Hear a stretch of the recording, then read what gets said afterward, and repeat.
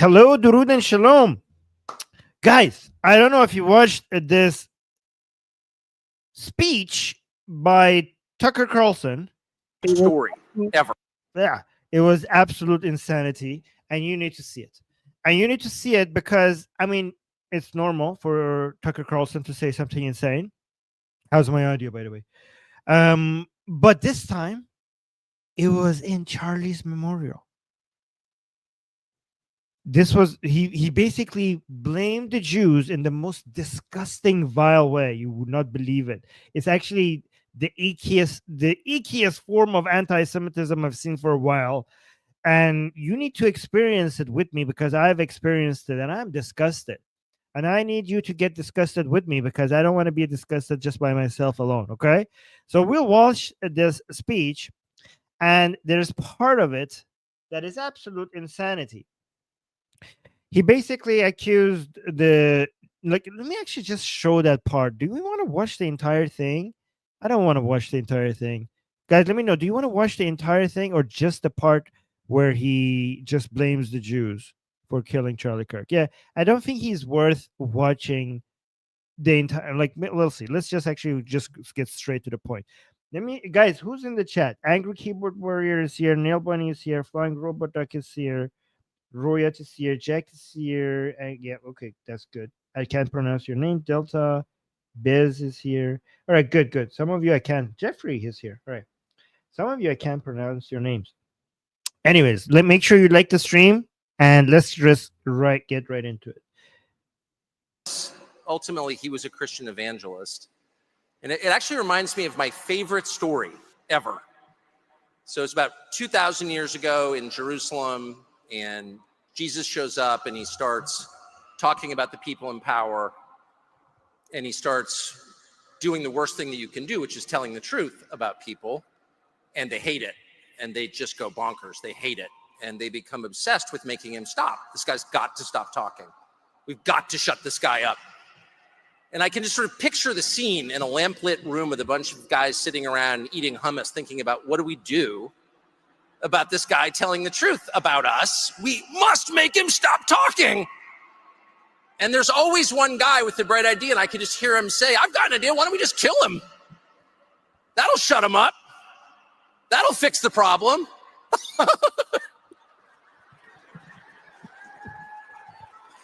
It doesn't work that way. It doesn't work that way. Everything is inverted. Did you guys notice what he just did there? First of all, why is he invited to Charlie Kirk's memorial? And why is he even speaking? This man's views cannot be any more anti what Charlie Kirk stood for.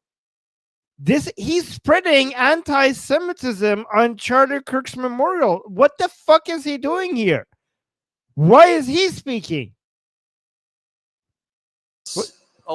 Let's go. Did you guys notice how fucking insane what he said was? Do you do I need to spell it out for you guys? Let's just watch it again. Ultimately, he was a Christian evangelist. And it actually reminds me of my faith. So he's saying he was a Christian evangelist, and he's putting Charlie in the position of Jesus. And he's saying that just like the Jews, and he doesn't leave any room for doubt. He wants to say, just like the Jews killed Jesus, the Jews killed Charlie. And it's interesting because he says, this is actually my favorite story. The idea that the Jews killed Jesus is his favorite story. Okay, so watch this. Again, YouTube, we're not spreading hate against the Jews. I'm just calling out this motherfucker. I'm just calling out this anti-Semite. So YouTube, don't think this is our views here. Ultimately, he was a Christian evangelist. And it actually reminds me of my favorite story ever. So it's about 2,000 years ago in Jerusalem. Yeah, why would that, Nail Bunny is asking in the chat, why would that be your favorite story ever? The idea of Jesus being killed for what he said. Reminds me of my favorite story ever. So it's about 2,000 years ago in Jerusalem, and Jesus shows up and he starts talking about the people in power, and he starts doing the worst thing that you can do, which is telling the truth about people, and they hate it, and they just go bonkers. They hate it, and they become obsessed with making him stop. This guy's got to stop talking. We've got to shut this guy up. And I can just sort of picture the scene in a lamplit room with a bunch of guys sitting around eating hummus, thinking about what do we do?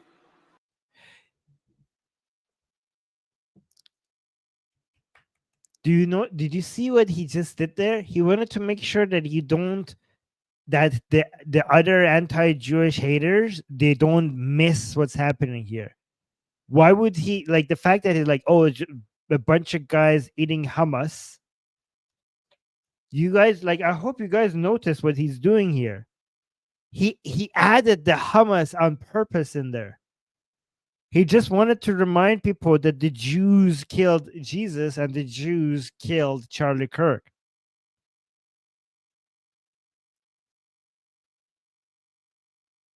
Motherfucker. Like, what the fuck? By the way, let me see. Ezra is saying Charlie wouldn't have wanted him silenced. That was his point. Tucker sounds whacked out. Yeah, I mean, he wouldn't get silenced if he wasn't invited here. He's one of the loudest men alive. He has a giant platform. Like, not inviting him to this memorial wouldn't silence him. Like, yeah, so I don't think that would silence him. But yeah, he is an asshole. Graham saying anything Candace and Tucker don't blame on the Jews. That's a good. That's a good one. I don't know actually. About this guy telling the truth about us. We must make him stop talking. And there's always one guy with the bright idea, and I can just hear him say, I've got an idea. Why don't we just kill him? That'll shut him up. That'll fix the problem. Explain this laughter to me. Explain this laughter to me. This is psychotic. Like, I'm actually scared of this guy. I think this guy like, can you explain what was funny and why did he pause and then laugh like that? Was he laughing at the story or the fact that he just managed to blame Charlie Kirk's murder on the Jews in front of all of these people? Is he impressed with himself that he's managing to basically say such a lie in front of such a large audience? I don't understand the laughter. This is giving me crazy vibes. Watch the laughter again. It comes at the most odd point. Guys sitting around eating hummus, thinking about what do we do about this guy telling the truth about us? We must make him stop talking.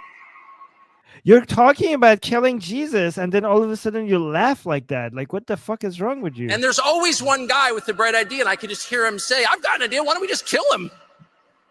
That'll shut him up. That'll fix the problem.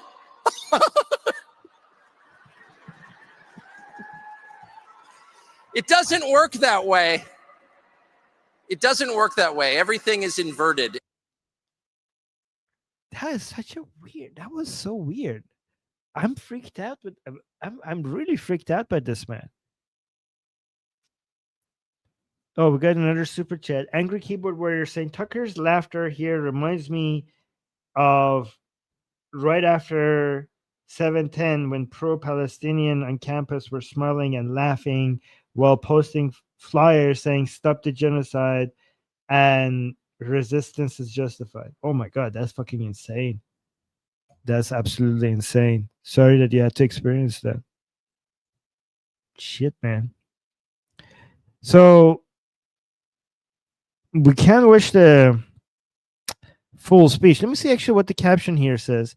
This guy is saying Drew is here. Tucker Carlson decided to try hint at Charlie Kirk's memorial that Charlie Kirk was killed by Hamas eaters in Jerusalem. The same people who killed Christ in his words. I mean, guys, we know what this is. Like, the people who killed Christ and then Hamas eaters in Jerusalem. We all, like, I hope there is no denying what he's doing here. Anybody here is doubting this? This person posted Qatar. How do you say Carl's? How do you put Qatar in his name? I don't know. So Tucker Carlson basically blames the Jews for killing Jesus during Charlie Kirk's memorial, equating it to Charlie's murder, saying, "I can picture the scene: a bunch of guys eating hummus, thinking, what do we do about this guy telling the truth about us? About us?"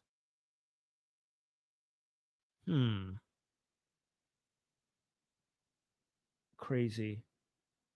Let me see. There are more people. By the way, I was happy to see so many right-leaning people calling this out. I also noticed that the same accounts that were anti-Semitic were they were agreeing what this actually is. So Corey Walker here saying anti-Semitism anti-Semitism penetrating the deepest reaches of both the parties is depressing. We aren't seeing the consequences yet, but they will be obvious soon. Once the boomers die off, the US will be more like Europe, Canada, and Australia when it comes to open anti-Semitism. Well, that's not good. I retweeted this guy already. Do you guys want to watch his full speech to make sure we didn't take it out of context? Because it's only 6 minutes. So let's watch the whole thing. Oh, that made me emotional. Made me emotional to see that. Susie Wiles had tears in her eyes, which you don't often see in politics, but it's real. This is the most unbelievable thing I think I've ever seen. And whatever happens next in America, I hope it's in this direction, because God is here and you can feel it. And Charlie would have loved this, not just because he loved large groups of people, but because ultimately he was a Christian evangelist. And it actually reminds me of my favorite story ever. So it's about 2,000 years ago in Jerusalem, and Jesus shows up and he starts talking about the people in power, and he starts doing the worst thing that you can do, which is telling the truth about people, and they hate it, and they just go bonkers. They hate it, and they become obsessed with making him stop. This guy's got to stop talking. We've got to shut this guy up. And I can just sort of picture the scene in a lamplit room with a bunch of guys sitting around eating hummus, thinking about, what do we do about this guy telling the truth about us? We must make him stop talking. And there's always one guy with the bright idea, and I can just hear him say, I've got an idea. Why don't we just kill him? That'll shut him up. That'll fix the problem.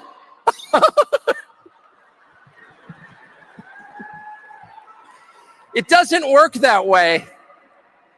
It doesn't work that way. Everything is inverted, and the Beatitudes tell it, I think, the most crisply. Everything is sort of the opposite of what you think it's going to be. Blessed are those who mourn, for they will be comforted. That is true, and you can feel it here. The thing about Charlie's message, I've thought a lot about it, and I'm trying not to be emotional, because in addition to everything else, he was a wonderful man and a decent man, and one of those rare people you meet who you just groove with in conversation and have these very intense conversations that you don't stop thinking about, which is my experience with him. But the main thing about Charlie and his message, he was bringing the gospel to the country. He was doing the thing that the people in charge hate most, which is calling for them to repent. So how is Charlie's message different? And Charlie was a political person who was deeply interested in coalition building and in getting the right people in office, because he knew that vast improvements are possible politically. But he also knew that politics is not the final answer. It can't answer the deepest questions, actually. That the only real solution is Jesus. And the reason, it's really simple. Politics, at its core, is a process of critiquing other people. And if the only solution is Jesus, I also think that this is a kind of a hint that we cannot trust the Jews because they don't have this. They don't have Jesus, right? Him and Candace are basically are becoming Christian tribalists in a way that is basically Christians and everyone else is against us, including the Jews. And if it's not just about politics, it's about who has Jesus, and the Jews don't have Jesus, according to him and Candace. So basically, they're on the evil side. Getting them to change. Christianity, the gospel message, the message of Jesus, begins with repentance. Christianity calls upon you to change. Our core prayer given to us by Jesus, the Lord's Prayer, demands that we forgive other people, but preceding that is a request for our forgiveness. In other words, forgive us our sins, meditate on what we've done wrong, how we've fallen short, and then it becomes possible to forgive other people. That is a call to change our hearts from Jesus, and that is the only way forward in this country. That is the only solution to where we are. It's the only solution. The only way to get better is through Jesus. Basically, I think, guys, am I reading too much into this? I also think he's continuing to say, don't rely on the Jews. Don't be friends with the Jews. All know we're going. And Charlie knew where we were going without that. And that is not a call for being politically passive. Of course not. I stood on many stages with Charlie calling for various people to be elected, particularly Donald Trump. And I'm proud of that. It's only an acknowledgement that what Charlie was really saying is that change begins, the only change that matters, when we repent of our sins. Me. A recognition that the real problem is me and how fallen I am. And that was the reason that Charlie was fearless at all times, truly fearless to his last moment. He was unafraid, he was not defensive, and there was no hate in his heart. I know that because I've got a little hate compartment in my heart, and I would often express that to Charlie about various people, and he would always say, that's a sad person, that's a broken. Everybody is now best friends of Charlie after his death. Like, oh, he was my best friend. No, he was my best friend. He was unafraid, he was not defensive, and there was no hate in his heart. I know that because I've got a little hate compartment in my heart, and I would often express that to Charlie about various people, and he would. Oh, we just like I don't know who talked to Charlie more.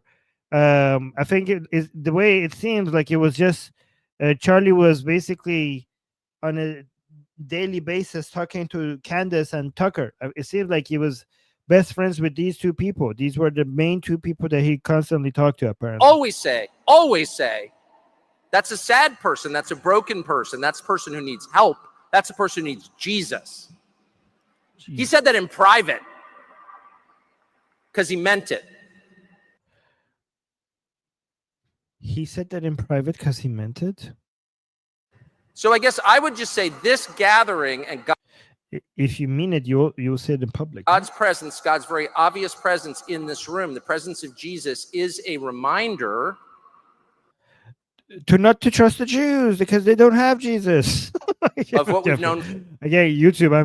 I'm kidding. I'm not kidding. This is these people's beliefs. I'm actually exposing them. Okay, that was them for 2,000 years, which is any attempt to extinguish the light causes it to burn brighter every single time. So as we proceed into whatever comes next, and clearly something's coming next, remember this moment. Remember being in a room with the Holy Spirit humming like a tuning fork. Jesus. This is the way. Right here. This is the way. And that is what Charlie Kirk was saying underneath it all. Thank you, and God bless. All right. Let's actually see if the dog whistle was loud enough for the people who had to hear it. So this guy, Yair. Oh, by the way, we got a super chat.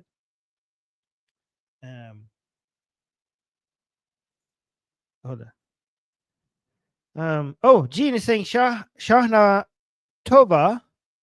Did I say it right? Happy Jewish New Year! Yes, of course. How could I forget? Guys, Israelis in the chat or other Jewish people, anybody who's celebrating, Happy New Year!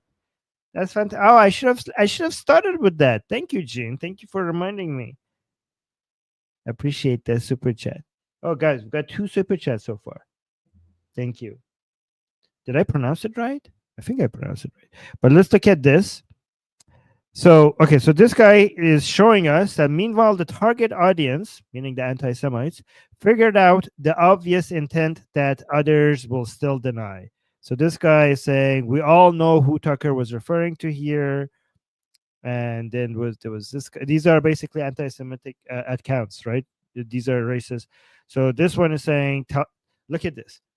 Talmud worshippers like to eat babies' penises. Again, YouTube. I'm not saying this. I'm just showing these, demonstrating the anti-Semitic people here. And then this person saying, rap music makes so much more sense once you've read the Talmud. Okay, and saying, I rebuke all Talmud worshippers in the mighty name of Jesus Christ, repent. I think we watched that to see this is the type of person she is, and this is what she is saying here. We all know who Tucker was referring to here. And then this one, okay, Joel, I don't know how to pronounce this right. This guy said, God bless Tucker. So this Jeremy guy posted the Tucker. This guy is famous, but this Jeremy's posted, did Tucker Carlson just accuse Jews of killing Jesus during his speech at Charlie Kirk's memorial?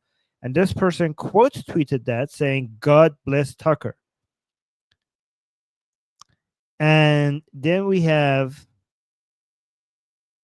hold on, this guy Ellie here saying in this clip of Holocaust denier Elijah, I don't know how to pronounce that, show with Pastor Joel Webben, okay, who states that anti-Semitism is related to Jewish behavior and that there's something to be said for, yeah, okay, so this is basically showing that this guy is an anti-Semite, and that's what he's saying. Oh wait, I don't know what this is. Government doesn't act. I think that's he posts multiple pictures. I don't know how that's relevant here. But anyways, Jane was posting, this is the kind of thing a bunch of people are going to try to pretend it didn't mean what it obviously referenced, referring to Tucker Carlson's anti-Semitic speech here. This person is saying, at the memorial of Charlie Kirk, Erica gave an eloquent eulogy for the man she loved and even forgave the man who assassinated her husband. In contrast, Tucker Carlson couldn't even get through his speech without a maniacal laughter and blaming the Jews. Guys, I don't know if I agree with Erica Kirk for forgiving the man who assassinated her husband. I mean, I know. We have Christians here. I always think that is kind of crazy. Let me make it make sense for me. Christians in the chat. Do you like? So Erica Kirk forgave the man that shot her husband. Does that make sense to you guys? Like, I don't think anybody who, I don't think you don't deserve forgiveness, not unless at least you regret what you did. Shouldn't that be a condition for forgiveness? For you to at least ask for an apology and regret what you have done?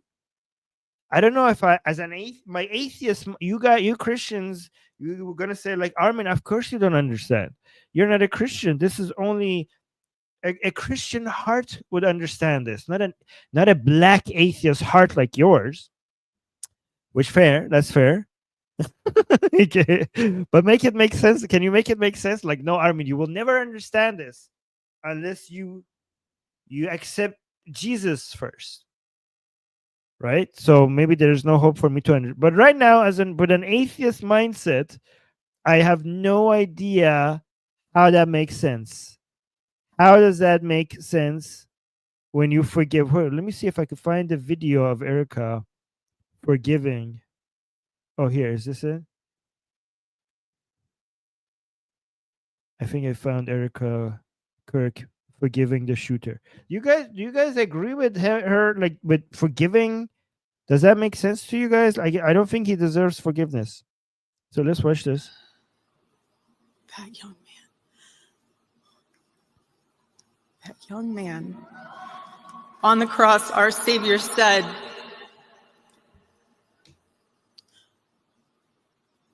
"Father, forgive them, for they not know what they do." That man,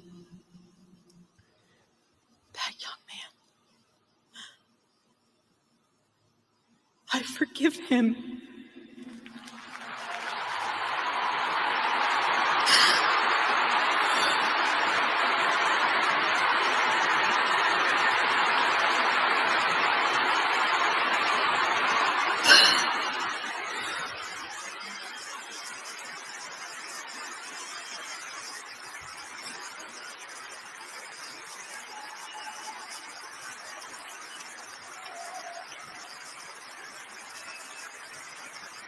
Guys, am I a heartless person to think that he doesn't deserve forgiveness?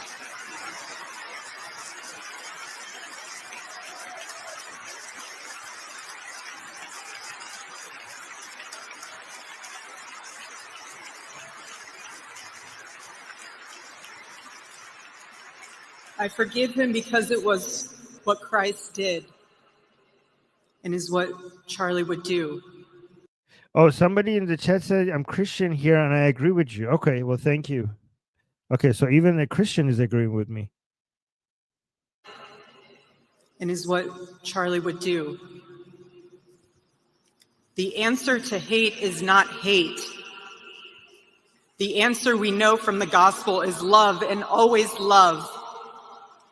Love for our enemies and love for those who persecute us. Yeah, guys, I'm sorry, my black atheist heart cannot love somebody like that. Okay, and I cannot love. I can try to hate less. I can try to hate them less, but loving is too much of an ask. So a guy like that, you like Christians in the chat, do you actually love that guy that killed Charlie Kirk? Like, can you tell me, like, do you actually love him? Because you're commanded to love him. I don't get it. I'm just like I'm a heartless atheist motherfucker that doesn't. I get it. Shauna is saying, oh hey, Shauna Tova, and happy first day of autumn. Oh, thank you. Thank you to all the Jews who are celebrating and everybody else who's celebrating. I don't know, maybe non-Jews are celebrating too. I'm assuming if you're in Israel, even if you're not a Jew, you're celebrating, right? So happy Shana Tova to everybody who's celebrating. And then Patrick is saying, forgiveness is given, not earned. Yeah, but you could decide not to give it, right? And I decide not to give it. If somebody killed my loved one, I will not forgive them, and I would not feel bad about not forgiving them.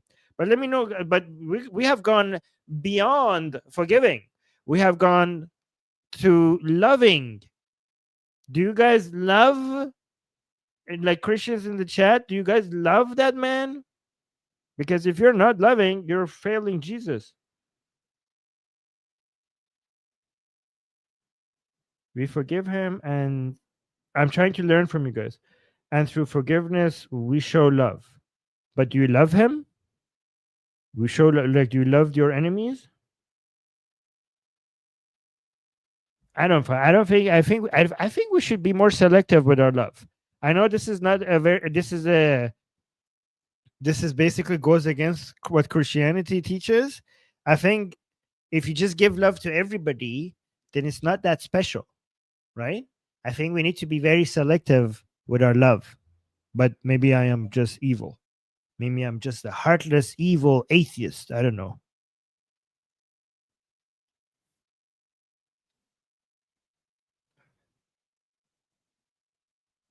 Yeah.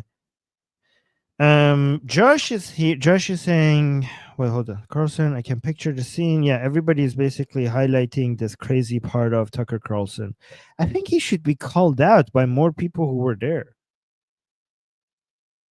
Joel is calling this out as well, saying at the memorial for Charlie Kirk, Erica gave an eloquent. Oh, I already read that one.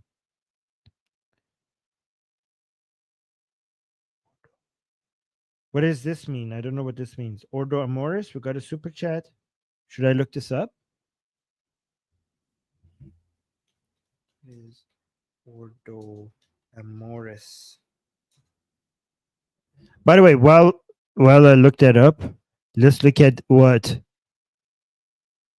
Representative, not Republican, Elon Omar said about Charlie Kirk. You guys want to get disgusted with me? If I get disgusted, you need to get disgusted with me. How about that? This is the deal that we have in this channel. Okay, so let's watch her. I just think it was the video where it called him Dr. Frankenstein and said his monster shot him through the. Oh wait, I got it. So Ordo Amoris is the order of love. Oh, it's from Saint Augustine. Okay, so that's what it is. So we got a super chat saying Ordo Amoris, so the order of love. Yeah, basically loving your enemies and all that. Yep, which doesn't resonate with my atheist mind. But if you Christians in the chat get it, then you are above our level. Okay, so we don't get it.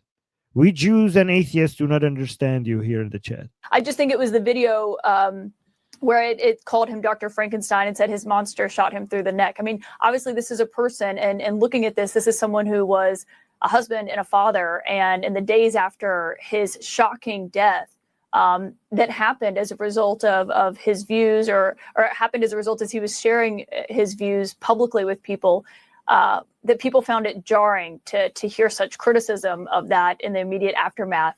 What I find jarring is that there's so many people willing to excuse the most reprehensible things that he said, that they agree with that they're willing to have. Wait, so she doesn't find the attacks on Tucker Carlson after his death. She doesn't find that reprehensible. Wow. What I find jarring is that there's so many people willing to excuse. Look at that. So she says, by saying what I find jarring, that means that she doesn't find the other one jarring. He was sharing his views publicly with people, that people found it jarring to hear such criticism of that in the immediate aftermath. What I find jarring is that there's so many people willing to excuse the most reprehensible things that he said, that they agree with that they're willing to have monuments for him, that they want to create a day to honor him, and that they want to produce resolutions in the House of Congress honoring his life and legacy.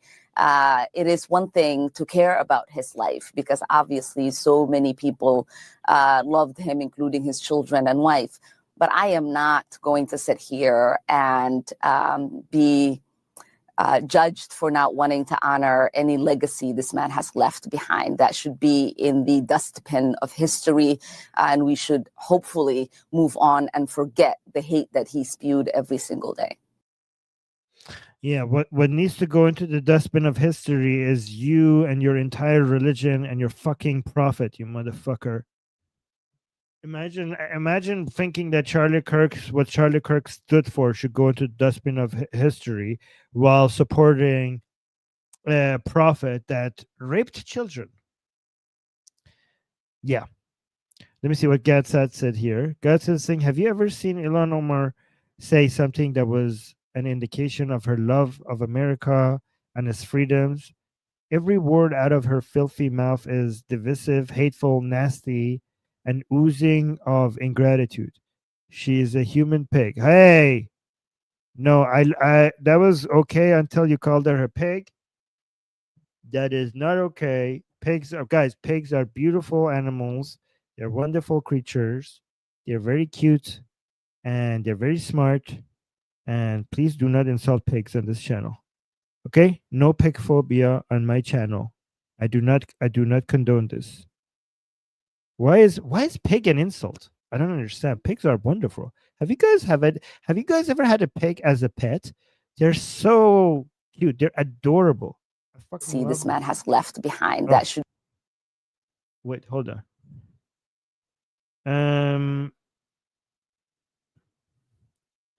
Well, we got 3 super chats. Hold on, let's see. Delta is saying many people there agreed with Tucker. Really, Delta? That is insane. I think that many people there might have not understood what he was saying, because it was maybe this is the type of stuff that gets picked up on the internet after, and right there in the moment. I don't think people realize that he's accusing the Jews of killing Charlie. I'm not sure if they understood it or not. I don't think there's a way to measure that. I can tell you that many conservatives online called it out and they were against Charlie.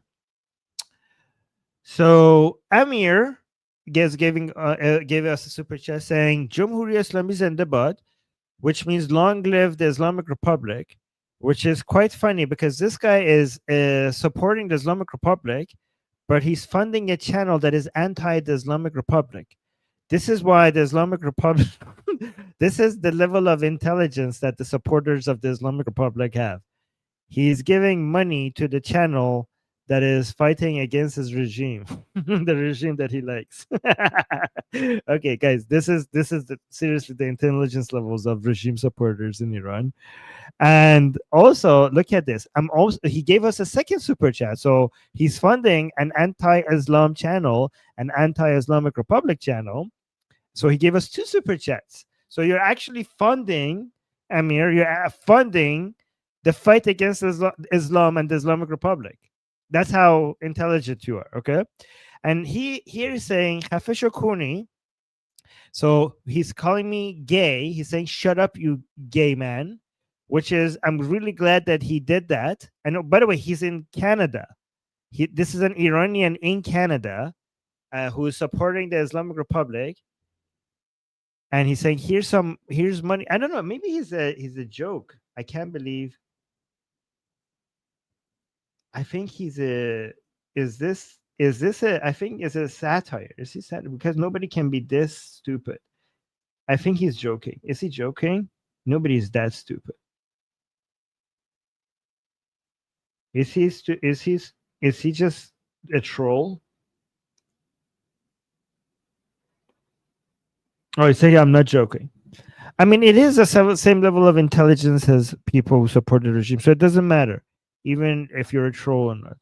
But he's showing that he's homophobic, which is good to show that the pro-regime people are homophobic. And he's saying, here's some money for your broke ass. Well, you just funded an anti-Islamic channel, so you're going to burn in hell for that. Okay. You have to answer to God in hell for supporting an anti-Islamic channel. Yeah, it's Poe's laws, guys. We don't know if stupid is if they're trolls or stupid. It doesn't make much of a difference. They're effectively the same thing. And he's saying free Palestine without using super chat. There are he's saying you're atheist, bro. Okay, I think he's actually stupid. It's not a troll. It's possible. It's possible either way.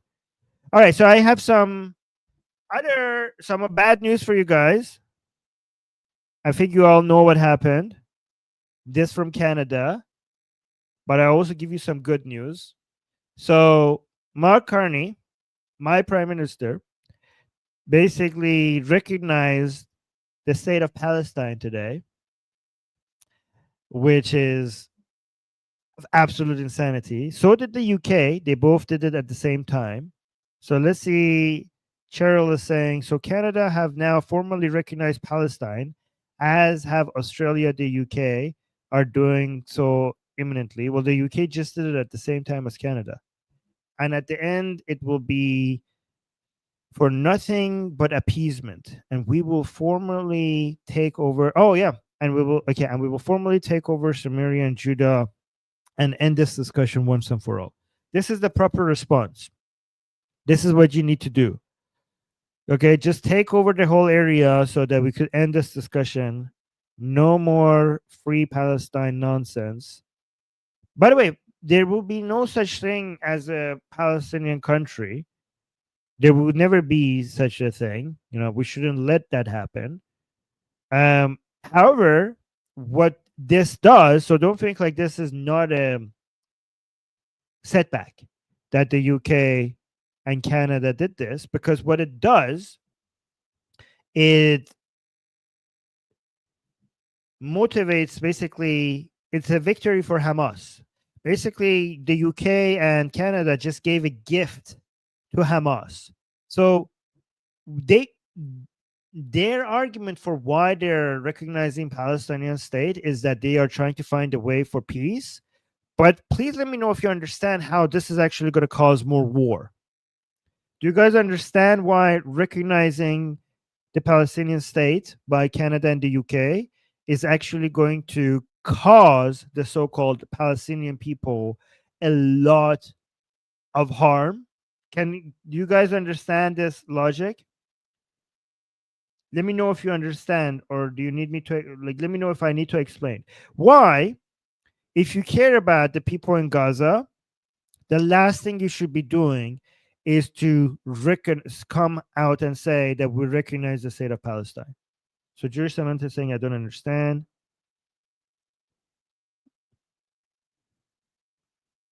Okay, let me tell you. Let me explain. Amir is actually adding a lot to the conversation by saying this guy sounds gay.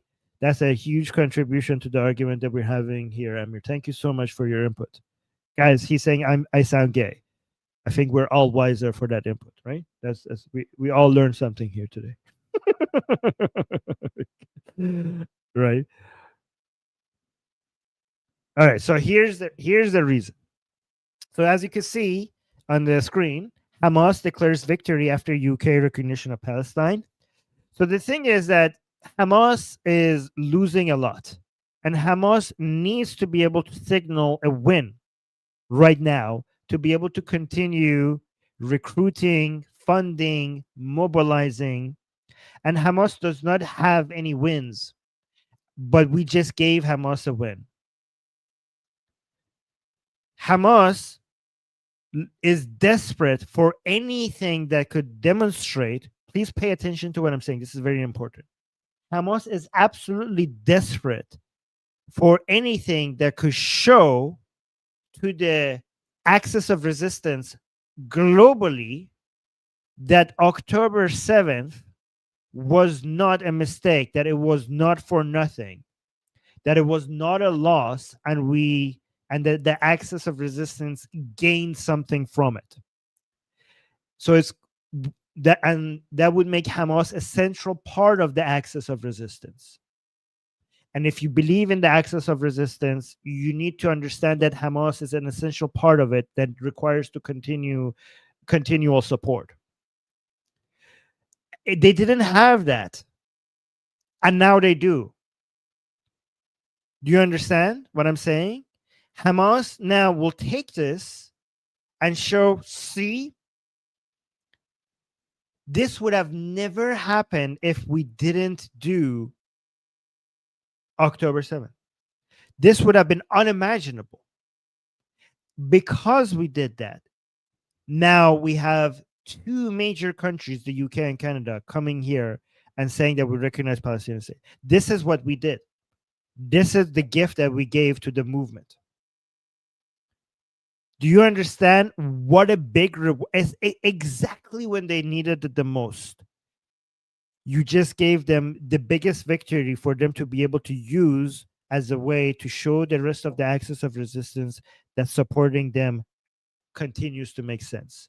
That if you doubted the results of their actions before, now you could see the fruits of their labor. They're saying this themselves. Hamas itself declared victory after UK's recognition of Palestine. Do you guys understand what I'm saying? This is a huge support for more violence by Canada and the UK.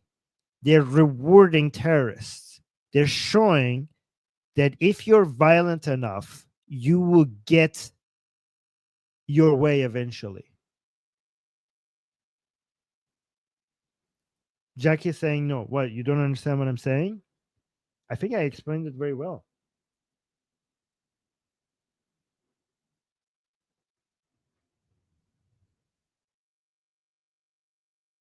So Jack is saying, are you saying that this is in the long run good for bad for Israel? Guys, even if you believe in the two-state solution, which I don't, this was not the time.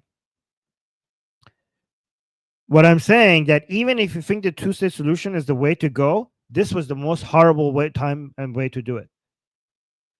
Right now, basically showing to the world that Hamas's methods work, showing Hamas that their methods work. Jared in the chat is saying you're wrong. Well, I'm so glad that you said that, because I'm convinced I'm wrong. I mean, you provided no arguments, no evidence, nothing, but you just wrote you're wrong, and that's exactly what I needed to hear, and that was good enough. Nothing else you need to say. I'm completely convinced by you. I will change my opinion right now. Very good reasoning skills, by the way. So Jewish Samantha is making a good point, saying, but Hamas doesn't want a state. They want Israel not to have a state. True, but they see, Samantha, that's a very good point, Jewish Samantha. And it's important to understand that Hamas, at this moment, sees the recognition of the Palestinian state, something that they do not want, as a way to show that they're one step closer, that this is a retreat by the enemy, that this is turning the world against Israel. Because even if they don't want a Palestinian state next to Israel, they want to just get the entire area to be Palestine, right? UK and Canada recognizing the state will be seen as them turning the world against Israel. So for them, it's a step in between for their eventual goal. But that was a very good point that you brought up, Jewish Samantha.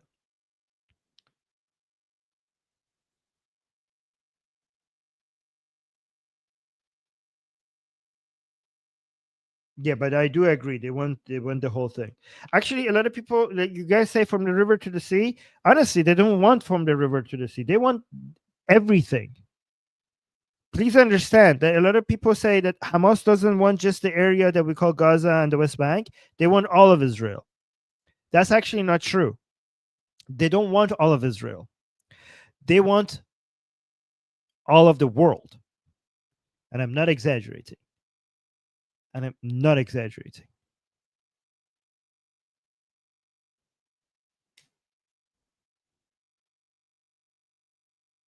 Oh, somebody's saying the flag behind you says everything who you are. Yes, and I'm proud of it. It says I'm Iranian. And I'm proud of my country. And I'm a patriot. And you could fuck off if you don't like it. Yes, nice flag. Well, thank you. Well, let me actually show you how the Prime Minister of Canada has been lying to us. Oh, by the way, before I go to the Prime Minister of Canada, let's look at how Netanyahu responds to the Palestinian state.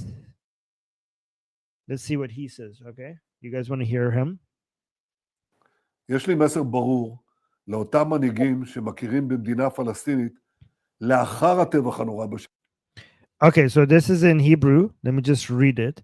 Saying, I got a message to the same leaders who recognize the Palestinian state after October 7th horrifying massacre. You reward terrorism. And I got another message. There will not be a Palestinian state. Okay, I know a lot of you Israelis in the chat do not agree with Netanyahu on different things, but on this, I'm completely in agreement with him. What happened is that they rewarded terrorism. They showed to terrorists worldwide that terrorism can work, that October 7th worked, and he also provided the only correct response to it, that Israel will not let it work. Israel will not let it work. Israel will not let you get what you want if October 7th is the way that you try to achieve it. Let's actually listen to the Hebrew version. It's only 1 minute. יש לי מסר ברור לאותם מנהיגים שמכירים במדינה פלסטינית לאחר הטבח הנורא ב7 באוקטובר. אתם מעניקים פרס עצום לטרור. ויש לי מסר נוסף עבורכם. זה לא יהיה. לא תקום מדינה פלסטינית ממערב לירדן. במשך שנים אני מנעתי את הקמתה של מדינת טרור זו מול לחצים אדירים, גם מבית וגם מן החוץ. עשינו זאת בנחישות ועשינו זאת בתבונה מדינית. לא כל שכן. הכפלנו את ההתיישבות היהודית ביהודה ושומרון ונמשיך בדרך זו. המענה לניסיון האחרון לכפות עלינו מדינת טרור בלב ארצנו, המענה הזה יינתן לאחר שובי מארצות הברית. תמתין. Okay. Hold on. Let's go to this one. So Keir Starmer has made a serious mistake in recognizing Palestine. That's a good picture here. I like this one. British traitor. That's a good picture. And then we got this. So look at this. So Carney actually lied to us. Let's look at what he said here. This was back in August 1st. And he had some conditions for recognizing the Palestinian state. Look at those, what the conditions were. Let's listen to For this. the reasons I cited earlier, Canada intends to recognize the state of Palestine at the 80th session of the United Nations General Assembly in September 2025. This intention is predicated on the Palestinian Authority's commitment to much-needed reforms, including commitments by the Palestinian Authority's President Abbas to fundamentally reform its governance, to hold general elections in 2026 in which Hamas can play no part, and to demilitarize the Palestinian state.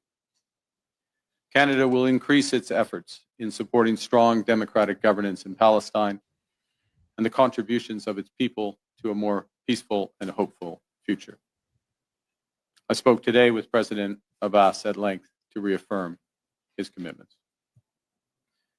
Canada reiterates that Hamas must immediately release all hostages taken in the horrific terrorist attack of October 7th, that Hamas must disarm, and that Hamas must play no role in the future governance of Palestine. Canada will always steadfastly support Israel's existence as an independent state in the Middle East, living in peace and security. Any path to lasting peace for Israel also requires a viable and stable Palestinian state, and one that recognizes Israel's inalienable right to security and peace. Okay, so basically, he said the Palestinians, the recognition of Palestinian state would be depend on Hamas releasing all the hostages, Hamas being disarmed, and Hamas playing zero role in governance. So none of these has happened so far, and they already recognize Palestine anyways, which is what the fuck. So here, this guy's saying, on August 1st, Carney told Canadians the only way his government would recognize Palestine as a state is only if Hamas release all of the hostages, they must disarm, and they must not play any role in the future governance of Palestine. None of those requirements have been met, and today Carney just announced his recognition of Palestine as a state. He lied once again. Yeah, okay, so yeah, we're telling terrorists that you could do October 7th and you don't even have to meet any of the conditions, and we'll just do the thing that we need to do right now at the moment that you need it the most to give you more credibility. This is the best market. This is, by the way, this is the best marketing campaign for Hamas ever. Like Hamas they should basically be showing this to everyone, like, good, look what we did. Look what we did. The leaders of two of the most powerful countries, like two of the main biggest economic countries in the world, UK and Canada, just bend the knee because of October 7th. This is how much we could say. Like, look, with the small amount of support that we got you two countries. Just give us, 10 times more now, and we're going to get you more countries. Right? And then, guys, you guys know, wink, wink, We don't want just Palestinian state next to Israel. Obviously, that's not what we want. But let's get there first, and then we'll talk later. We'll talk about what we can get later. That's what's happening here. We got another super chat. Render unto Caesar saying sup render, sup back to you. And thank you so much for the super chat. Appreciate that. Oh, guys, we have like 9 out of 10 super chats. That's pretty crazy. We got very close. And we have the most proper response to Palestinian statehood comes from where? Guys, answer me. I want to see if you guys understand what I'm about to say. The best response to Palestinian statehood, to Palestine be recognized as its own independent nation state, comes from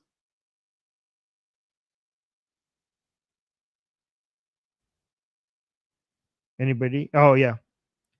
I mean, the Iranians in the chat know what I'm saying. They're already answering it. So let's watch this. Here. Comes from Iran. This is the Iranian response. No, not the UN. Iran. It comes from Iran. Here's the Iranian response to this.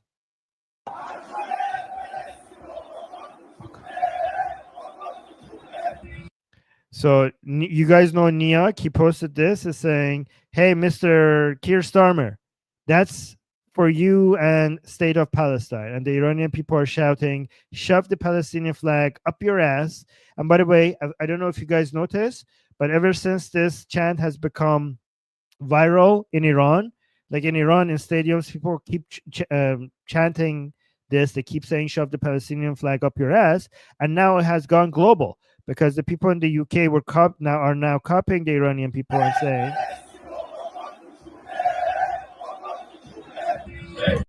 and now look at this. This is the people in the UK copying the Iranian people.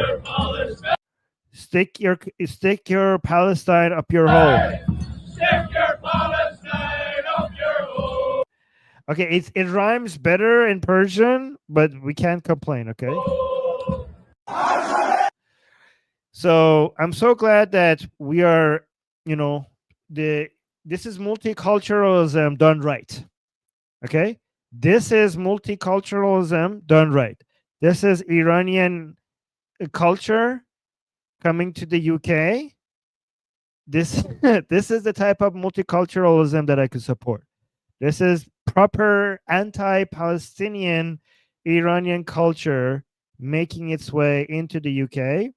And this is the message that Keir Starmer needs to get from his people.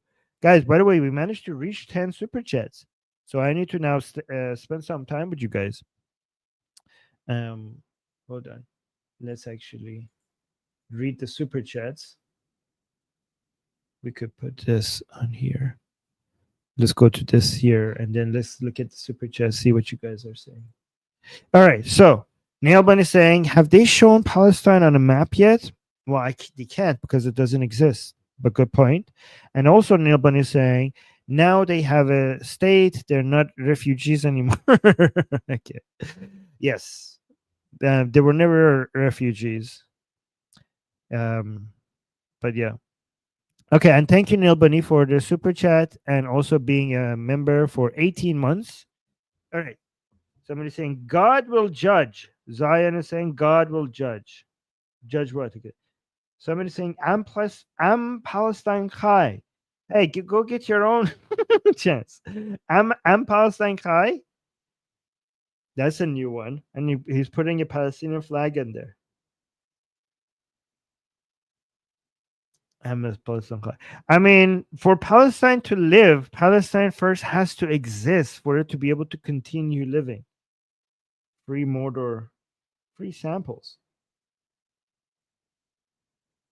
You guys know why I'm against the two-state solution, right? Let me explain it to the people who might be new here. A two-state solution is basically the best way to use international laws to provide a safe place for the axis of resistance and the anti-Israeli movement to unite, collaborate, and grow against right at the borders of Israel, with basically seconds away, when it comes to missiles, away from Tel Aviv, to be able to create an internationally protected military force against Israel right at the borders of Israel. That's one reason I'm against the state of Palestine. And also a second reason is that the two-state solution has already been offered to the so-called Palestinians multiple times, and they rejected it multiple times because they're interested mostly in annihilating Israel, not in having a state.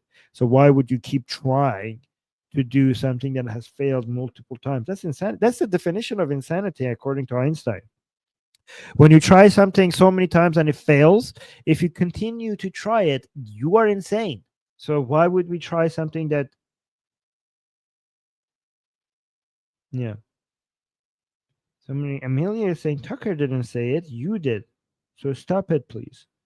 Amelia, you make no sense at all. Francis is saying Palestinians are fine, Hamas is terrible, Israel is fine, Netanyahu's coalition is terrible. Just an opinion.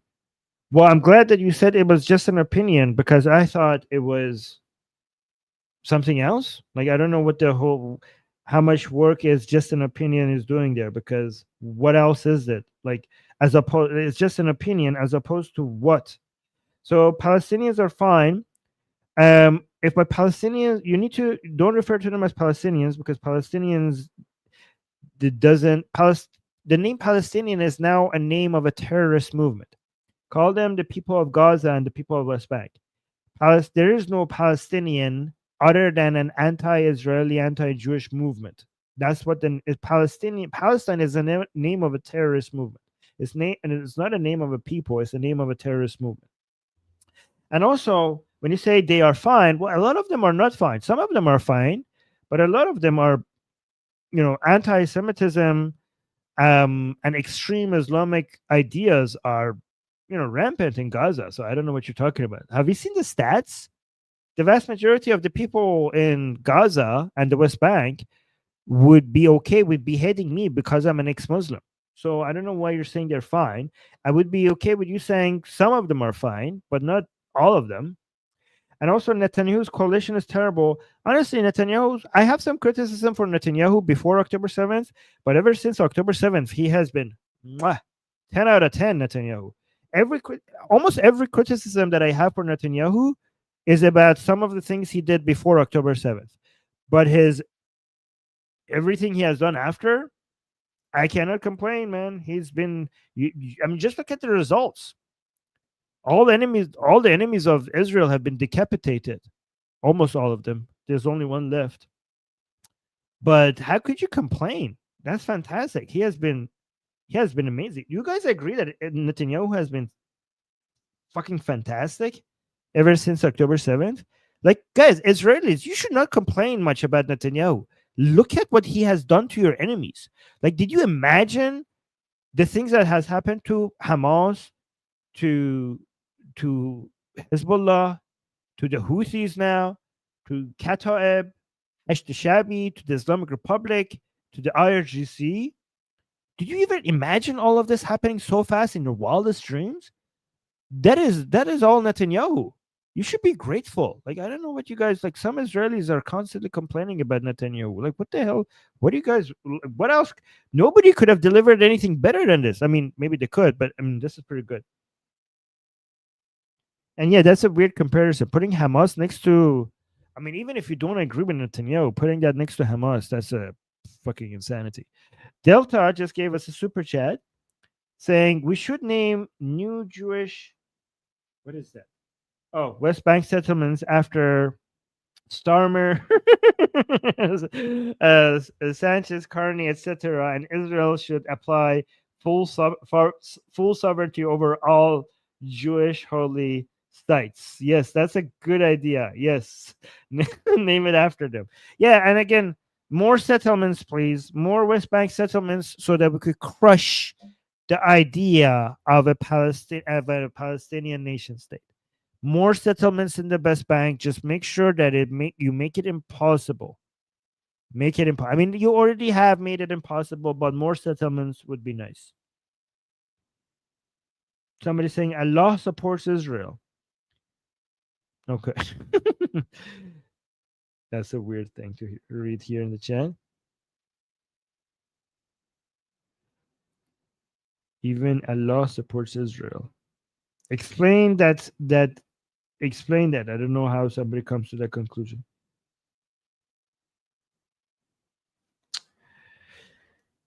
Somebody saying, "Hey, Armin, Palestine's flag is far more legitimate than that flag behind you." Well, define legitimate, because the vast majority of the Iranian people support this flag, not the bullshit Islamic flag of the Islamic Republic. So I think legitimacy comes from the people. Unless you don't believe in that, then fuck you. But given that the Iranian people want this flag, not the Islamic Republic flag, I think that's all the legitimacy that we need. And the Palestinian flag, yeah, it's a legitimate flag of a terrorist movement. I'm not going to dispute what you're saying. The Palestinian flag is a legitimate flag that stands for a terrorist movement. I'm not going to disagree with that. Just guys, you see how I shit on these people, these haters? They come here, they think that they could get on my nerve, and I say something. I'm really good at fucking destroying these motherfuckers. Yeah. Somebody saying Trump agrees with Armin about forgiveness. Yeah, because Trump came said to Erica Kirk that I'm sorry, I cannot do that. I'm sorry. He said he apologized to Erica Kirk, saying like I cannot forgive the shooter, Charlie's shooter. So yeah, I think me and Trump we agree on that. That guy cannot be forgiven.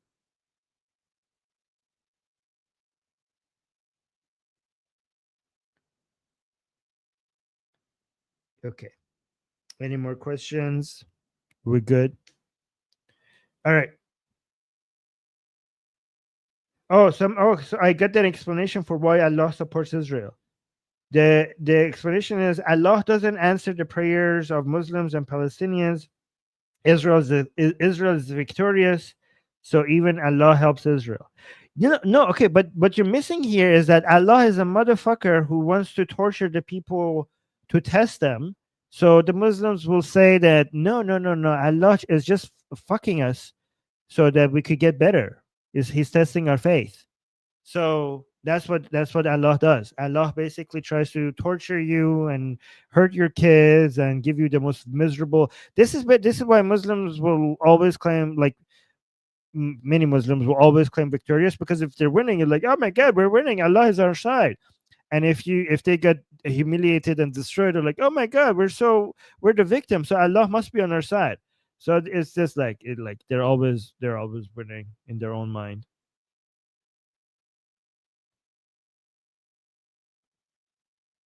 So Stella saying, sounds like a Zionist. I am a Zionist, a proud Zionist. Very proud of being a Zionist. I know it pisses you off, but that's actually an added benefit. Jewish Scientist saying, how can I convince you to support a two-state solution?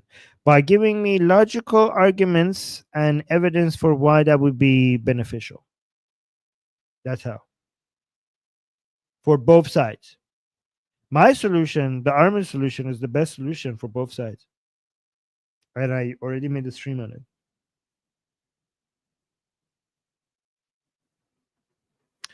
All right. Yeah, somebody saying Jewish Samantha, it's called Jordan. So yeah, if you want a Palestinian state, it's called Jordan. Exactly. That's a good one. Yes, free Palestine from Islam, from Hamas, from the name Palestine. Guys, we're anti-imperial. We're the proper anti-imperialist here. Palestine is an imperialist. It's a Roman imperialist name. You guys know, like, I need to say this every time. You guys know how fucking stupid you guys are that you want to call that place Palestine. You know, you guys are being anti-Arabic, right? The name Palestine is an imperial name by the Roman Empire, and it's so foreign to the Arabic language that the Arabs cannot even pronounce it. They don't even have the letters for the p sound. That's why they call it the Palestine name from the Roman Empire. They had to change it to Philistine because they don't have the P sound in the Arabic language. That's how insane you guys are. Like, oh, we're being anti-imperialist. Israel is the native name of the land there. Palestine comes from the West. You fucking morons. You fucking idiots. I mean, if I know you guys don't read books, at least open the fucking Quran. At least open the fucking Quran. Look at how many times it mentions Israel. And then go look how many times it mentions Palestine. How many times the Quran mentions Palestine? You fucking idiots.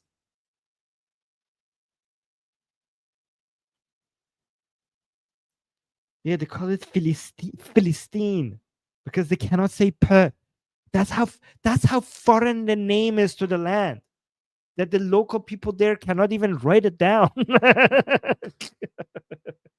In Iran, they tell us to remember the things because the Persian language has 4 sounds that the Arabic language doesn't have. And we, in Iran, even though our language is not Arabic, it's Persian, we're forced to learn Arabic because it's the language of God, right? And we are told, as children, we're told to remember which sounds the Arabic language doesn't have, which we have. They say it's gachpaj. Gachpaj is a short for the 4 sounds that we have in the Persian language and you don't have in Arabic. So g, like the G sound, ch, like the ch sound. There's no sound. Arabic doesn't have that. P, which is the P sound, which is why they cannot say, why they don't have a word for Palestine in Arabic. They have Philistine. And then something j, which is something that you don't have in English either, but you have in Persian. You don't have it in Arabic, you don't have it in English, but we have j. My mom's name, for example, was Gila. So in English, you have to write it as Gila because there is no sound for j in English or Arabic. So gachpaj is the short way for us elementary school students to remember what sounds are not in Arabic. So every time, so there are many Arabic words that have infiltrated into the, that have, come into the Persian language. And every time a word has one of these sounds, we know that this is a true Persian word because obviously it cannot be Arabic in origin.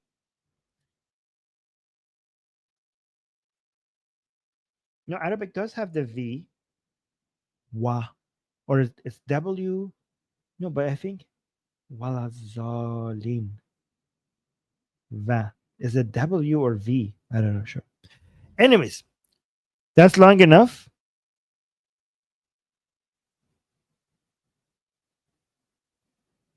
The Japanese call. No, I do. I think they have V. I think the Vav sound in Arabic could sometimes sound like W and sometimes sound like V. Or is that in Persian? I know the Vav letter in Arabic, when we use it in Persian, could have 2 different sounds. But in Arabic, does it only have the W sound? I don't know. I have to look this up. Only W? Really? They don't have a V? They only have a W sound? Okay, I didn't know that. Yes, basically, walaz. Yeah, this is why we Persians, when we're reading the Quran, every time when we're reading the Fatiha, so Bismillahir Rahmanir Rahim, this is the Fatiha surah. Alhamdulillahi Rabbil Alameen Ar-Rahmanir Rahim, Maliki Yawmiddin, Iyyaka na'budu wa iyyaka nasta'in, ihdinas siratal mustaqim, siratal ladzina an'amta alayhim, ghayril maghdubi wal. Okay, so we usually make a mistake and we say Valazalin because, and then our teacher basically takes a mark off and says it's not Valaz. Oh, it's not Valazalin, it's Walazalin.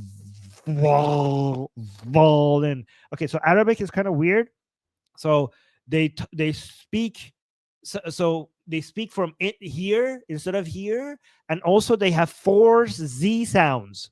Okay, they have 4 Z sounds. So in Persian, we just say zalin, and our Arabic teacher, when we're reading a chapter from the Quran, they're like, that's not how you say it. That's not the proper Z sound in Arabic. And like, which one is it? It's not Z, it's the. Or so there's 4 different Z sounds in Arabic, for fuck's sakes. How do you okay, I don't know. All right. I don't know. Arabic is hard because they have multiple different S sounds. They have multiple different Z sounds. I mean, just make them all sound like the proper Z sound. Like, what the fuck? Anyways, it was really difficult. This last part of the Fatiha surah from the chapter of the Quran, it's the most easiest part for Persian students to lose a mark, because because you're gonna pronounce it wrong every fucking time.